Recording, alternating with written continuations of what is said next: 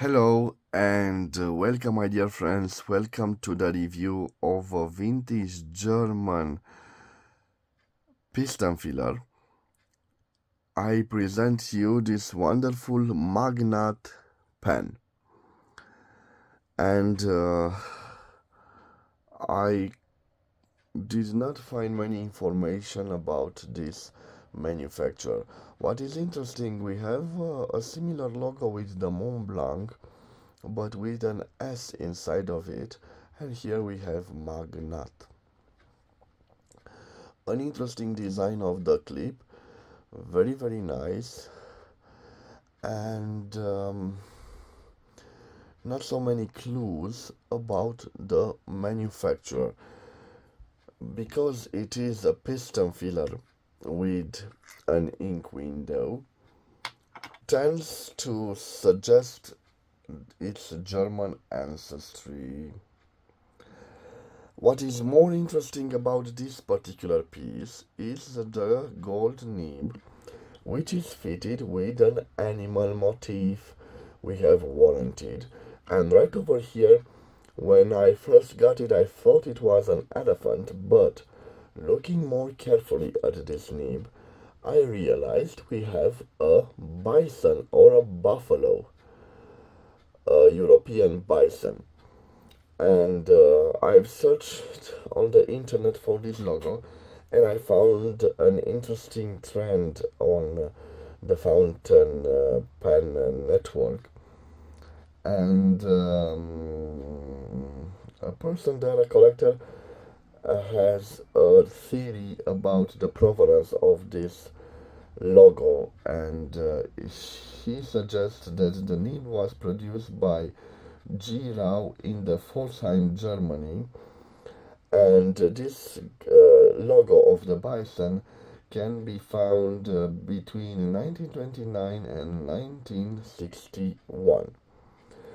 Because we have here a golden nib, I think that this could be from the late 1940s, not in the war years between 1939 and 1945, because in that period gold was prohibited, the use of gold was prohibited because it was considered a strategic material. And judging by the way it is built, my friends, I think that this has a design with this cigar shape from the late 1940s. This is just my guess.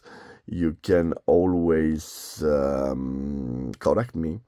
Interesting, here we have this ending which reminds me of the Parker, but also the ending here reminds me of the cigar-shaped Mont Blancs of the early 1950s. Definitely it's made out of celluloid and not injected plastic, so this is my theory that this pen comes from the late 1940s. And like I told you, it is a piston filler. Another clue that we have a vintage piece is the top of the piston, which is definitely corkscrew material. So another clue that we don't have injected plastic, and in fact we have a celluloid body. I tested it, and despite the fact that we have here affected ending, it still draws the ink, and I think I will draw some ink with it.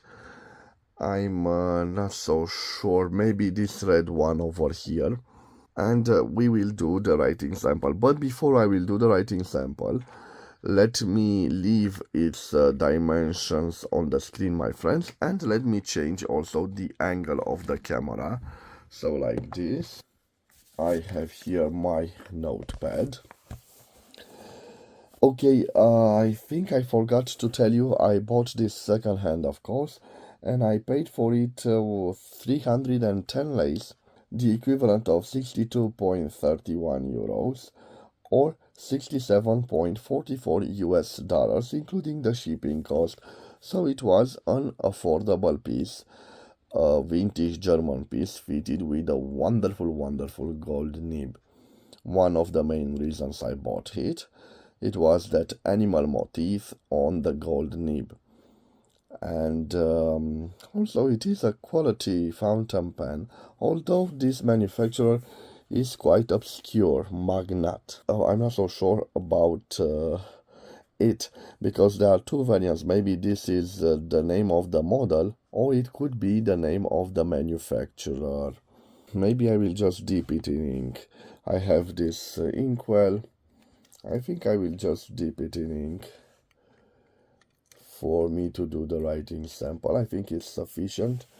I didn't show you the wonderful and simple ebonite feeder, but I think I will try to do the writing sample like this. So, okay, let me change a little bit the angle of the camera, like this. Okay, my dear friends, and what do we have here? A little zoom, yes, like this. Okay, we have a MAGNAT pen. I think that this is a German-made fountain pen, made in Germany, and I think it was made in the late 1940s. Like I told you, fitted with a 14 karat 585 gold nib. I'm curious to test if we have some flex to this nib. And as you can see, no visible flex, so no flex. Now let me see if we have some line variance. Here I'm not applying pressure, and here I'm starting to apply pressure, and no visible flex, no visible line variance.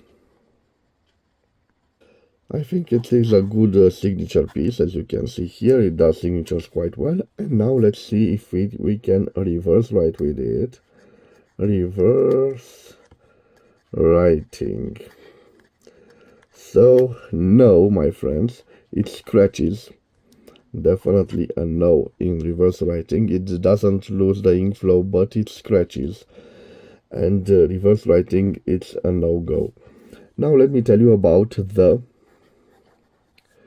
quick brown fox that jumps over the lazy dog. As you can see, my friends, a very interesting gold nib.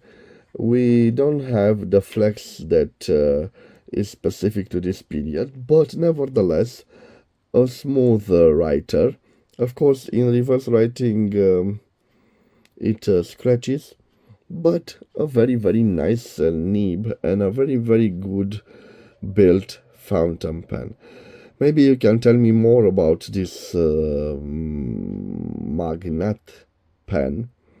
Tell me if you have one in your collection, and leave your thoughts in the comments. I want to wish you to have a wonderful day, my dear friends, wherever you are. Thank you for your time. I will see you in the next episode. Till then, bye bye, my dear friends, and God bless you all.